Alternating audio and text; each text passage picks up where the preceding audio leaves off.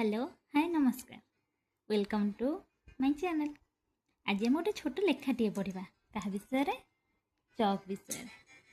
चलतु स्टार्ट करवा। चक मु चक मोर रंग तो देखि समस्ते। विद्यादात्री माँ सरस्वती प्रिय रंग परी मोर रंग श्वेतवर्ण। बेले बेले मु सबु रंगर मिली थाए। पूजा पर्व रे पिला माने सार सह मिसी कलापटारे देवादेवी चित्र आंकती एवं मो रंगरे रंगे दियंती। मु चक मोर शक्ति खंडा ठारू मध्य कम नुहे।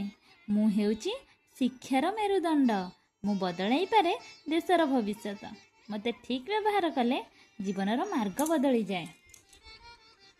मु चक मो पाई आवश्यक डस्टर। मु नथिले डस्टर नाई। मु सबुठी चली पारे किंतु मोर प्रिय बंधु कलापटा तार मोर संपर्क मधुर ठू भी मधुर। मु नथिले से नाई।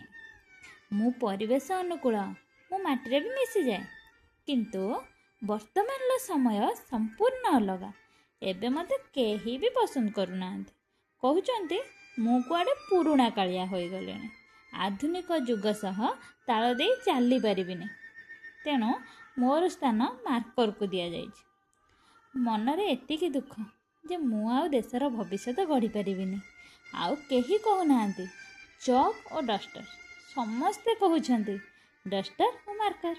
मु चक सेही चक जहाँ दिने आपण मानकर प्रिय थिला। लेखाटी आपण मानकु केमती लागिला?